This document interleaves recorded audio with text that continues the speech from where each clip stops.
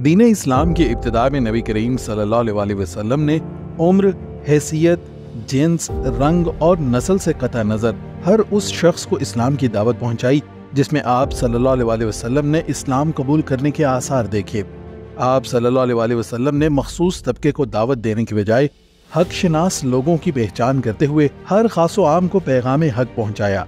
दावत की इस हिकमत से कई लोगों ने इस्लाम कबूल किया जिनकी रसूल अकरम सल्लल्लाहु अलैहि वसल्लम ने खुसूसी तरबियत की। यूं सहाबा का एक ऐसा ग्रोह तैयार हुआ जो दावत हक को ऐसा अंदाज में आगे बढ़ाने की मुकम्मल काबिलियत रखता था। इन असहाब की तादाद 40 के करीब थी, जिनमें मर्द, खवातीन, अमीर, गरीब, कमजोर और साहब सरवत समेत हर तबके के लोगों की नुमाइंदगी थी। इस जमात की अक्सरियत नौजवानों पर मुश्तमिल थी। कबूल इस्लाम के वक्त हजरत अली और हजरत जुबैर की उम्र 8 बरस की थी, जबकि दिगर नौजवानान में हजरत उस्मान बिन अफ़्फ़ान, हजरत ज़ैद बिन हारिस, हजरत मुसअब बिन उमैर और बेशतर सहाबा किराम की उम्रें 20 से 25 साल के दरमियान थीं।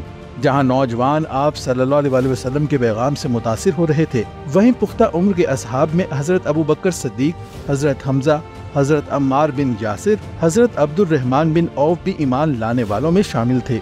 आप सल्लल्लाहु अलैहि वसल्लम के पैगाम से जहां मर्द मुतासिर हो रहे थे, वहीं खवातीन की बड़ी तादाद भी आप सल्लल्लाहु अलैहि वसल्लम पर ईमान ला रही थीं। आप 3 साल तक सहाबा की तरबियत करते रहे और वो दीन इस्लाम के रंग में रंग गए, और वो अरब जो अपनी जहालत और संग दिली के लिए मशहूर था, उसकी सकाफत इस्लामी बन गई।